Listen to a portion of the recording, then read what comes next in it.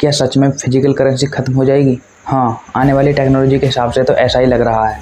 और ये बात मैं यूं ही नहीं बोल रहा हूँ, ये बातें कई बड़े बड़े टेक एक्सपर्ट कह रहे हैं। तो देखते हैं कि इस बदलाव के बाद लोगों में क्या बड़े बड़े चेंजेस देखने को मिलेंगे। जो कि इस टाइम इंडिया के अंदर 76% लोग डिजिटल पेमेंट करते हैं, जिसमें दिल्ली 96% के साथ डिजिटल लेन देन में सबसे आगे है। अगर देखा जाए तो शहरों की तुलना में ग्रामीण क्षेत्र के लोग बाग डिजिटल लेन देन बहुत कम करते हैं। चलिए देखते हैं कि इस बदलाव में लोगों को क्या क्या फ़ायदे और नुकसान होंगे। आपका पर्स सिर्फ ज़रूरी डॉक्यूमेंट्स और प्लास्टिक के कार्ड रखने के ही काम आएगा। सोचते में ही अजीब लगता है ना?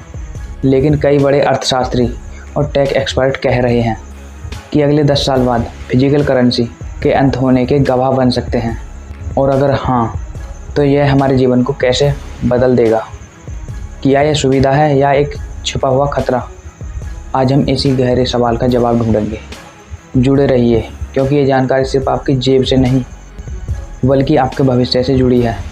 सदियों से इंसानों ने बदलाव के लिए कुछ ना कुछ इस्तेमाल किया है। पहले धातु के सिक्के आए और आखिरी में कागज़ के नोट।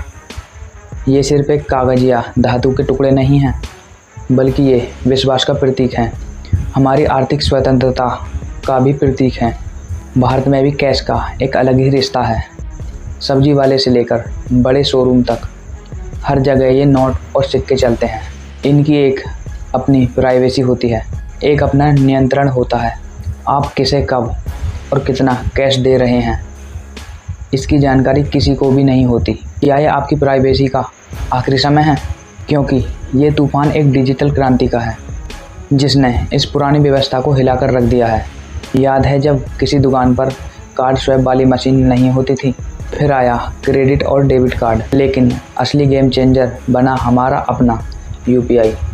भारत ने यूपीआई में जो क्रांति लाई है वो दुनिया के लिए एक मिसाल है। छोटे से छोटे चाय वाले से लेकर बड़े से बड़े मॉल तक हर जगह आप इस क्यूआर कोड को स्कैन करके पेमेंट कर सकते हैं।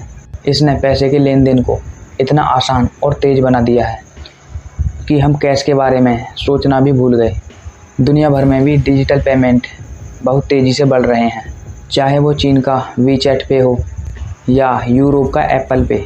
तो सवाल यह है, अगर डिजिटल इतना आसान है तो कैश की ज़रूरत ही क्यों? तो अब समझते हैं कैशलेस दुनिया के फ़ायदे।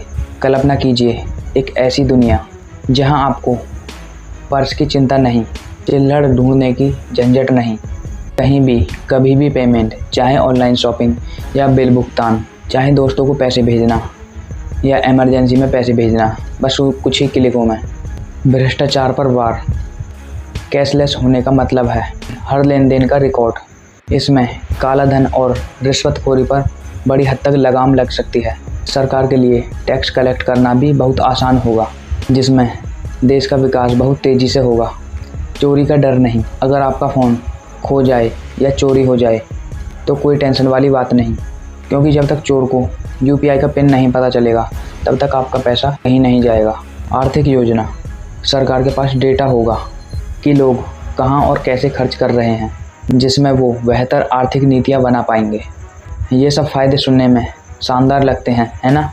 लेकिन हर सिक्के के दो पहलू होते हैं और कैशलेस दुनिया का दूसरा पहलू शायद अच्छा नहीं हो। अब बात करते हैं उन खतरों की जिसके बारे में आपने अक्सर अभी तक नहीं सोचा होगा। प्राइवेसी का अंत। जब हर लेन देन डिजिटल ही होगा तो सरकार, बैंक और यहाँ तक कि कंपनी भी जान जाएगी कि आप क्या क्या खरीद रहे हैं और किसके साथ लेन देन कर रहे हैं।